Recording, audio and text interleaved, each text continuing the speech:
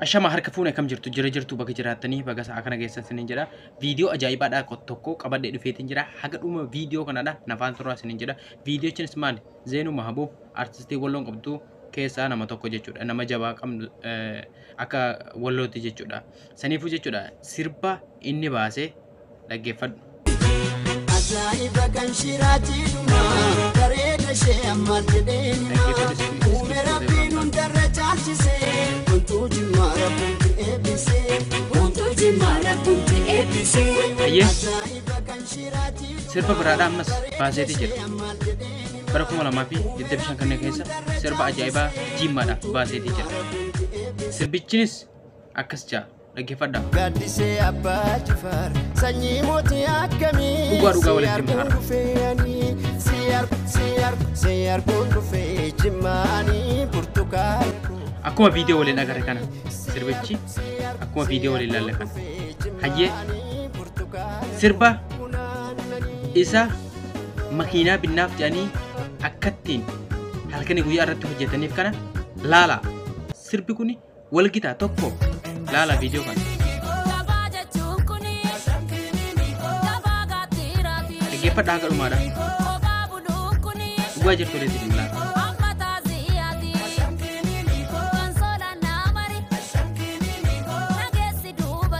eessaa walgita wal hin gitu dhaggeeffatanii mi wal hin gitu koomentii ajaa'ibaa barreessaa eenyuufi namni baabura bitamuufi qabu eenyuufi namni beekamtii kennamuufi qabu ture yeroo jalqabaatiif ka sirba ajaa'ibaa ka baasee jimmaa jechuudha har'as gaaf duraallees jechuudha sirbi kuni arusa fedhe keessatti hin hafu sirbi Zeenuu Mahabuub kun jechuudha nama hedduutu dhaggeeffata sirba jaalatamaa aadaa jimmaadhaa ka ol kaase tokkoffaan isa jechuudha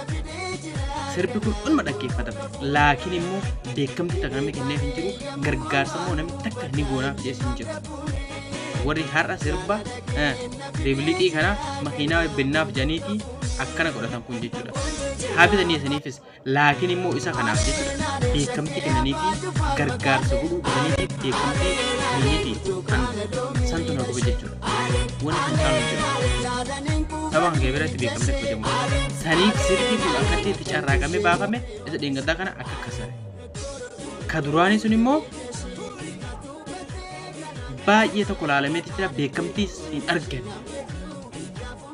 artistii dhokataadha jechuudha har'as boros inni dhokataadha Walloo keessattuu jechuudha sirba ajaa'ibaa baaseeti jira haa ta'u malee sirba ajaa'ibaa jimmaadhaaf baase kana wal bira yeroo fidanii dhufan takka waliin gitu sirba uummanni Oromiyaa baase kana dhuguma walitti himna artistii kanaa daftanii beekamtii kennuufi qabdanii daftanii waan gootaniif godhuufi qabdan yoo ishii bitame wallaahi yoo ishii kana bitame dhugaa isaafis bitamuu qaba jechuudha yoo gandummaa taate malee tanuma isin jira sheer godha hunda jechuudha warra jimmaa hunda nagaan jiraadha.